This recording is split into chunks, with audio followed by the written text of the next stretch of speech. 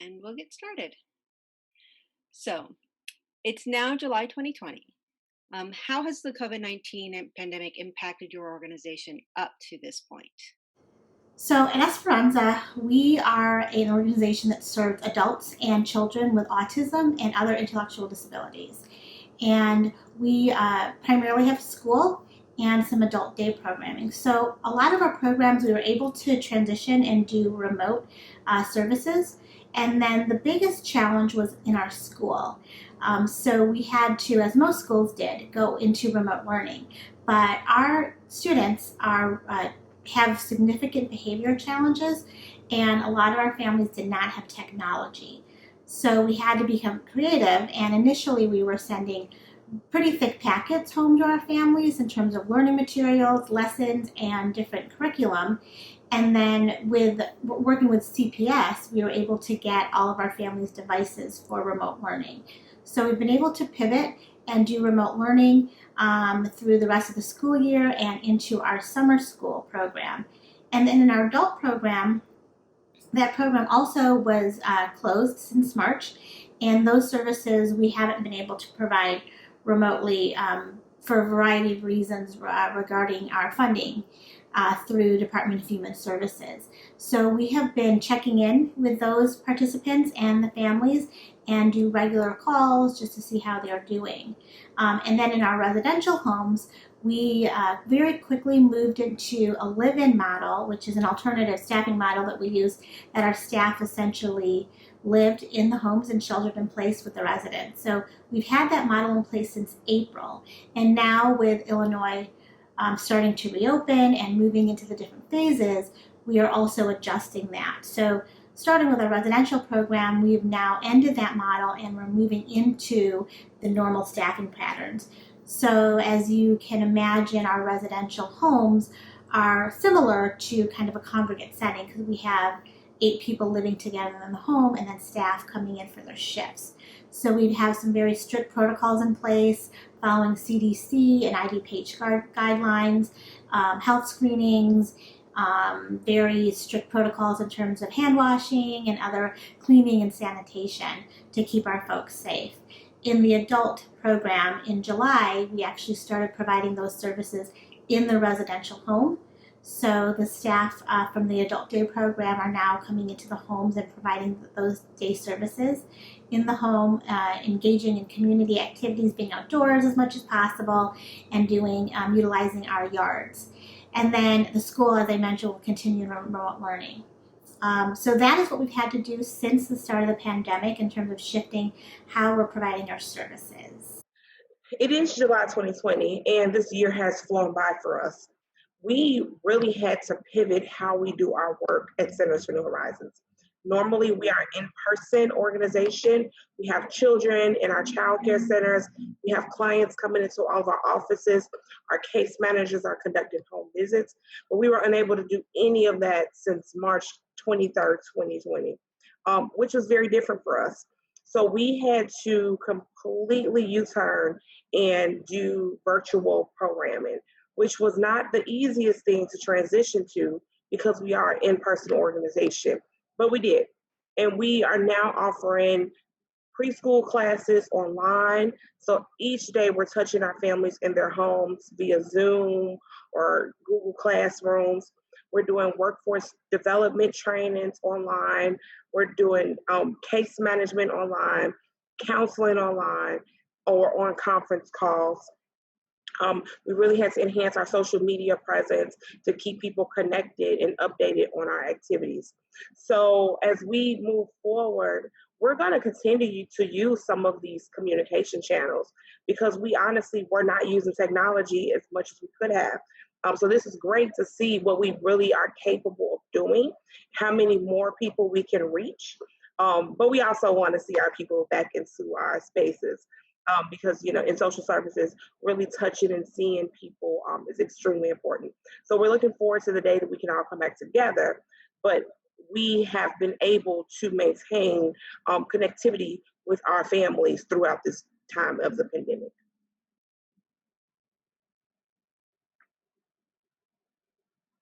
As of July, the COVID impact on ESC has been pretty significant. We had to cancel our annual fundraiser. We've also had to pivot the way we offer the services we normally provide. So if you think about our most popular services being strategic planning, executive coaching, board development, finance, HR, executive recruiting, all of those things we're providing remotely. And before, we would do kind of a combination of in-person and remote, depending on the client's needs and their location. And now it's all remote for everyone's safety. So the other thing is that we've developed a ever-evolving sort of response plan to help nonprofits survive COVID.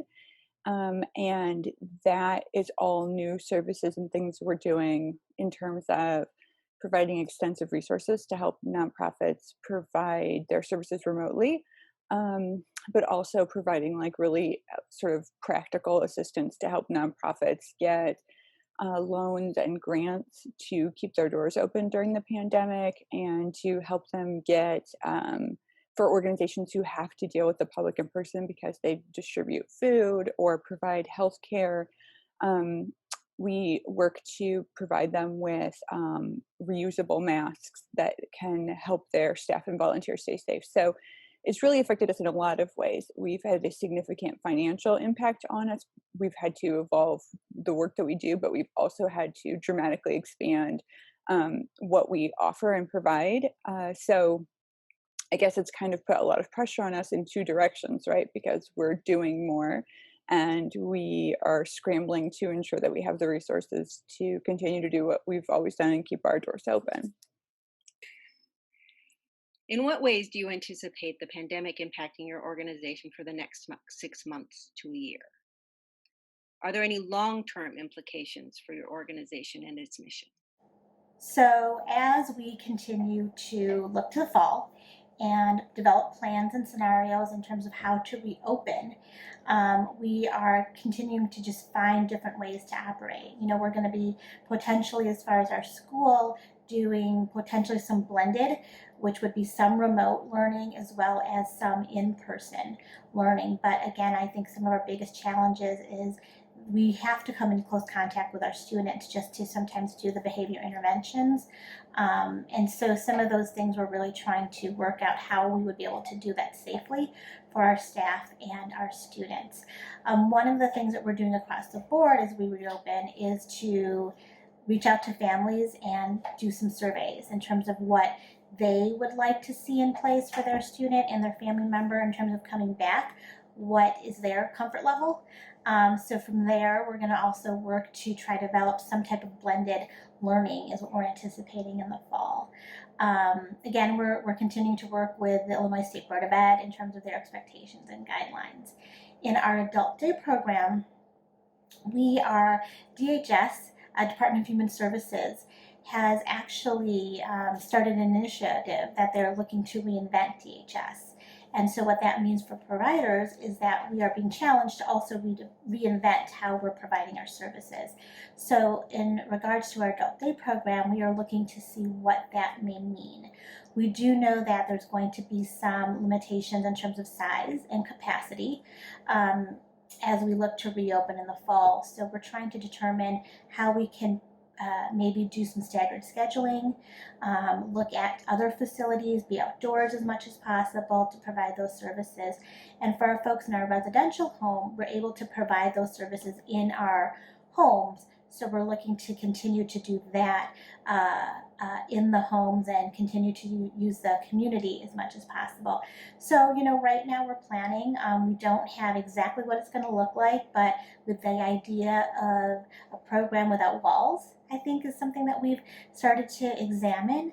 I think, more individual programming, which, programmatically, I think we can try to navigate through. I think financially we're having to examine how that will impact our organization and how we can be able to really robustly provide those services. And as well, again, I mentioned that we're going to be surveying the families in the school. We're also going to be looking to talk to the families in our adult day program. So I think as far as 6 months, we're just trying to figure out how we're going to reopen and how our services may look. And then also, we do think that there may be some opportunities with these challenges to continue to maybe look to see how we're doing things differently. So some of the things that we're doing now may continue even beyond 6 months and in the next year. Thank you. Long term, specifically the next 6 months, we're most concerned about funding. We don't know what will be funded, where will funding be cut. Obviously, lots of private and government entities have been extremely responsive to the needs of families throughout the pandemic. But we're clear that those dollars come from somewhere and they may be scaled back in other places. So we're really concerned about where will the funding, what will the funding look like over the next 6 months? What are areas that will be cut? What will be things that are deemed not as important or critical as other services? So for my organization, we had a plan for the year, and obviously we've had to pivot our plans, and we do understand funders will have to pivot their plans, and we just don't know where that will land us. We've done lots of work in connecting with those funders to try to forecast what the future will look like. But honestly, everything is so uncertain right now. So we are really concerned with what that looks like going forward. As far as programming, we're not sure, how sustainable virtual programming will be for the long term. So we are looking at ways to reactivate our centers that will account for social distancing, that will account for, the strict safety precautions that are outlined by the CDC. But we do want to get people back into our spaces so we can program with them in person. So that's what we're looking at for the next 6 months. Hope it's not 6 years. So the next 6 months, that's what we're looking at. And then also, just some of the long-term implications, we're going to do things differently. So, we're thinking about, had we been operating in the most safe manner, have we been using technology in a way that makes the most sense? So we will continue to utilize the experience of the pandemic, take all of the positive things out of it, but then also think of, what were places that we seen gaps, what were things that we were unprepared for, and how do we sharpen those areas as we move forward in case something like this happens again, but then also just shoring things up just to become a more accommodating organization and flexible organization as we move forward.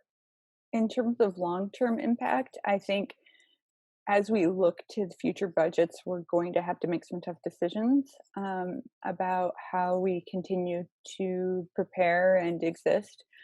But also, I think there's going to be a really critical cost-benefit analysis done to all in-person activities, because if we're capable of doing things remotely when we have to, and if doing things remotely provides us with a significant savings in most cases, I think there will be a question as to what in-person activities are essential and what we should continue to provide remotely because of the financial benefits to the organization.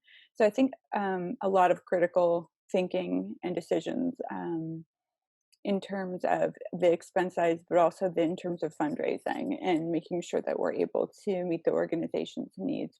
There's only so much cutting you can do, and we really want to be in the position of, celebrating not just a 42nd anniversary, but an 84th anniversary. So we really have to think long term. What can members of the community do to help ensure that you and other nonprofits like you survive through this difficult time? Well, it is challenging right now for nonprofits. There's some uncertainty from funding, also from the fundraising standpoint. We've had to pivot. A lot of what we do is in-person events.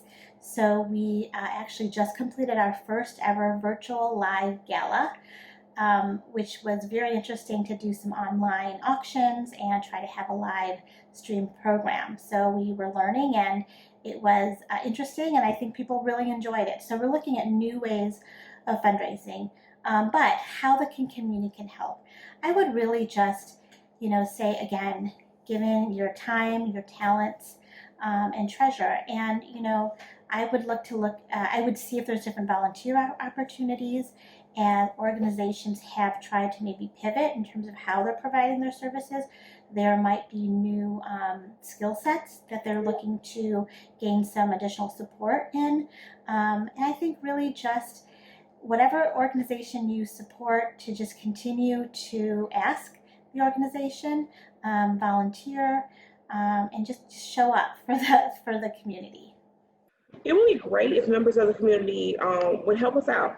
So when I say help us out, meaning, send people to us that they know that are in need. If it's, case management, a job, food, resources, definitely connect people to us. And then also, this is a great time to give to our organizations. Typically, we at Centers for New Horizons, we rely a lot on the government and private foundations. But as those dollars start to scale back, we still have work to do. We still have people counting on us. So it would be great if community members would, connect with your local organizations and see how you can volunteer. And I always say 3 things that we all need: time, talent, or treasure. Wherever you can plug in, I am certain that a local nonprofit would love that type of assistance. And we just really want to be there to provide those critical safety net services to families when they need us. And we hate to turn people away at centers. We hate to have our doors closed. But in this time, when we have to care for our staff and we have to care for our families, extra set of hands, extra resources would always be a great addition. Community support has really never been more critical. It is so important that community members give their time, talent, and treasure now. It's a really difficult and critical time, and you really can't overstate what is lost when community institutions have to close. Even if another organization in the future opens to do that work, all of the institutional knowledge, all of the collateral, all of the sweat equity is lost. So, it's really a critical time that community members, the public, the civic community, the foundation community, the government step up and dig deep. Do you have any advice for other nonprofit leaders and their staffs getting through this pandemic? I think one of the biggest things that we've had to do as a team is continue to give each other some grace. We're all going through this. We're all getting impacted in different ways. And so we've had to just really give each other some space to feel what we're feeling, be able to share, and then just realize that we're all trying to work differently, and this is new. So give everyone just a little bit of grace is one of the first things that we did. But I think also as a leader, while there are challenges and no one anticipated to be here and to be going through what we're going through, there's opportunity. And if we can continue to find those opportunities and energize folks around new opportunities, is a good way to continue to build the team. And I think also as leaders, we're connecting in a different way, whether we're connecting to our staff, the people we serve, the families, or our community and network. So looking at ways to connect, video conferencing, phone calls, actually coming back and doing some handwritten letters to folks. So we're finding new ways and really different ways to connect to the team because, we're trying to continue to keep that company culture and the morale up. So those are just some things that I would suggest. Well, I would not have had any advice 4 months ago, but now going through the pandemic, I think I have lots of advice for nonprofit leaders and staff. Really, we're going to get through this, right? We're going to get through this. We'll look a little different, but we're going to be stronger. One of the things that helped me through this space was having a network of other nonprofit leaders to rely on. So we were brainstorming together, we were having meetings on a very regular basis and sharing information. So definitely connecting with another network of nonprofit leaders or even staff members to help navigate through this. You're not only balancing the business, you're balancing your personal anxieties and fears. So it was amazing for me to have those networks. So, there's lots of different groups, lots of different collaborations out there that people should try to plug into. specifically if it's related to the business of your nonprofit, that's extremely beneficial as you move through this pandemic. And then also staff, really supporting your leaders. None of us have been through a pandemic before, and I had to remind my staff of that. None of us have been through it. We're all learning. We're all trying to make the absolute best decisions for everyone involved. And that is hard sometimes, depending on what seat you're in, to really understand how critical those decisions are, how they impact everyone. Everything doesn't always seem fair or equitable when you have to make these really tough decisions, but understanding that your leaders are most likely trying the absolute best that they know how to keep everyone safe, and to keep the resources available for the community. Is kind of twofold. One is just because we're in this very critical and challenging time does not mean that you shouldn't be thinking about strategy. It actually means that strategy is more important now than ever. And it's something that really you need to think about in terms of what you're doing and how you're doing it in the short term. The other thing is, I really feel like this is a kind of a marathon, a real long test. And so taking care of our mental health and having strong boundaries and taking breaks and taking care of ourselves physically and mentally and our community members, and trying to be as flexible and accommodating and inclusive as possible is really critical now. It's always important, but the greater the external stress, I think the more important it is to prioritize mental health and support for everyone, not just those who are in a power position or who have the financial security to give themselves whatever breaks they need. So I think just thinking about that is really important right now. What supports, if any, can ESC provide to help organizations survive this? I would say the clients that you guys work with and the organizations, just try to meet them where they're at. I know for us, it's been really helpful to be able to find resources specifically on how to reopen, how other organizations are looking, so helping to connect organizations so we have that collaborative process of trying to get through these different challenges together.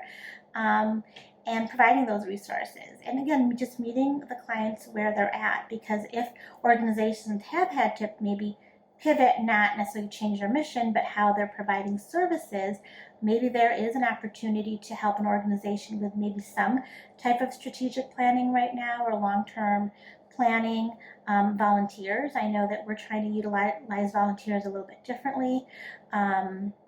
And so I would just find those new opportunities with where organizations are looking to either grow or maybe improve some systems. I know we're also right now looking at taking this time to look at some of the systems. We've had to change them, whether it's a visitor policy in some of our homes, or as we look to reopen, how we are going to be allowing visitors into our facility. Any work at home policies we had to revamp. So if there's some expertise in some of those areas, because some nonprofits are small and we don't have that internal expertise. So I think the biggest thing is just to know where they're at right now and try to provide consulting resources to just meet them where they're at. Based on my experience with ESC, I think this is a great time for peer mentorship.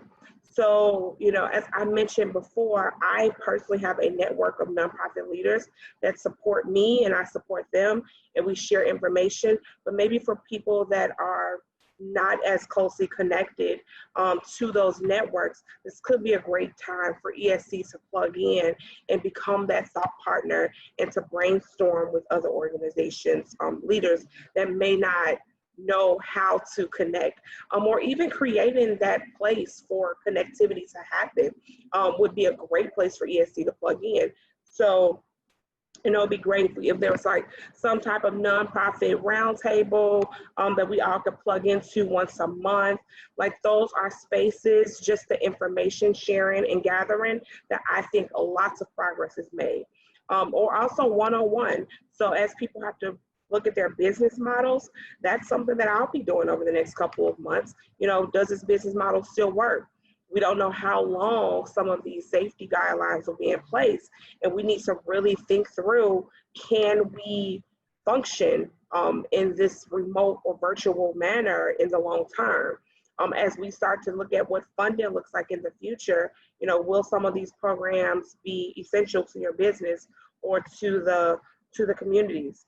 So I think this will be a great space for ESC and all of the expertise and the leaders that they have on their staff to connect with those leaders, especially those that may not be connected to other bigger networks.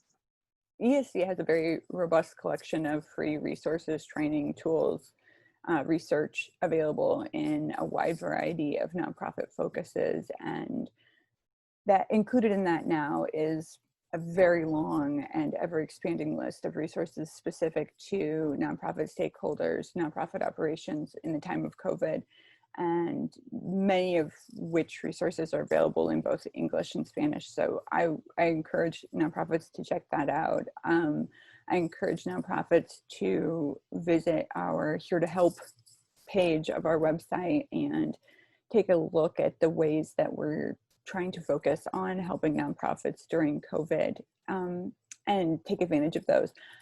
The third thing is I really, really, really encourage nonprofits to reach out to us with suggestions and requests. A lot of the things we do come directly from nonprofit board members and executive directors and other staff members expressing a need.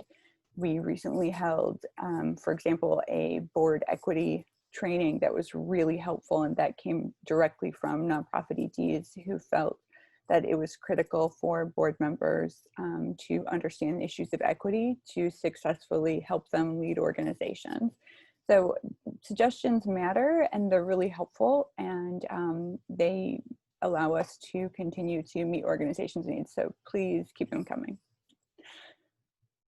Nonprofits really, they're our mission. They're what we do, and we think of them as partners, and we want to help them in every way we can. Thank you so much for your time.